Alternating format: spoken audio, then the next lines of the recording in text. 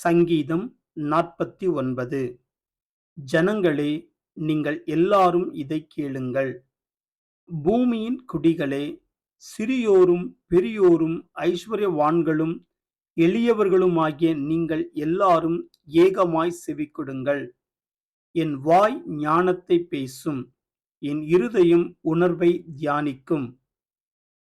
என் செவியை உவமைமொழிக்குச் சாய்த்து, என் மறைபொருளைச் சுரமண்டலத்தின் மேல் வெளிப்படுத்துவேன். என்னைத் தொடருகிறவர்களுடைய அக்கிரமம் என்னைச் சூழ்ந்து கொள்ளும் தீங்கு நாட்களில் நான் பயப்பட வேண்டியதென்ன? தங்கள் செல்வத்தை நம்பி தங்கள் திரளான ஐசுவரியத்தினால் பெருமை பாராட்டுகிற ஒருவனாவது தன் சகோதரன் அழிவைக் காணாமல் இனி என்றென்றைக்கும் உயிரோடிருக்கும்படி எவ்விதத்தினாலாவது அவனை மீட்டுக் கொள்ளவும் அவன் நிமித்தம் மீட்கும் பொருளை தேவனுக்குக் கொடுக்கவும் கூடாதே. அவர்கள் ஆத்தும மீட்பு மிகவும் அருமையாயிருக்கிறது, அது ஒருபோதும் முடியாது. ஞானிகளும் மரித்து அஞ்ஞானிகளும் நிர்மூடரும் ஏகமாய் அழிந்து தங்கள் ஆஸ்தியை மற்றவர்களுக்கு வைத்துப் போகிறதைக் காண்கிறான். தங்கள் வீடுகள் நித்திய காலமாகவும் தங்கள் வாசஸ்தலங்கள் தலைமுறை தலைமுறையாகவும் இருக்கும் என்பது அவர்கள் உள்ளத்தின் அபிப்பிராயம். அவர்கள் தங்கள் நாமங்களை தங்கள் நிலங்களுக்கு தரிக்கிறார்கள்.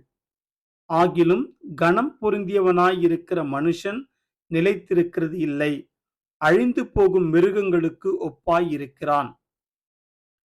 இதுதான் அவர்கள் வழி, இதுதான் அவர்கள் பைத்தியம். ஆகிலும் அவர்கள் சந்ததியார் அவர்கள் சொல்லை மெச்சிக் கொள்ளுகிறார்கள்.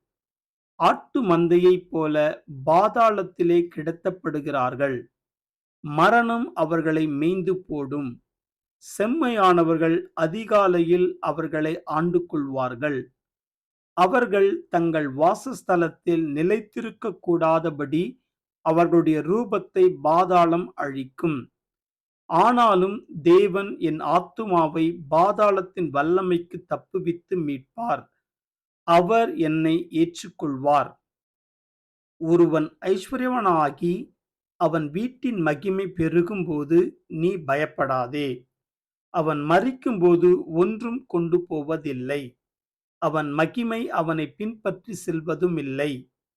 அவன் உயிரோடு இருக்கையில் தன் ஆத்துமாவை வாழ்த்தினாலும், நீ உமக்கு நன்மையை நாடினாய் என்று மனுஷர் அவனை புகழ்ந்தாலும், அவன் என்றென்றைக்கும் வெளிச்சத்தைக் காணாத தன் பிதாக்களின் சந்ததியை சேருவான். கனம் பொருந்தினவனாயிருந்தும் அறிவில்லாத மனுஷன் அழிந்து போகும் மிருகங்களுக்கு ஒப்பாயிருக்கிறான்.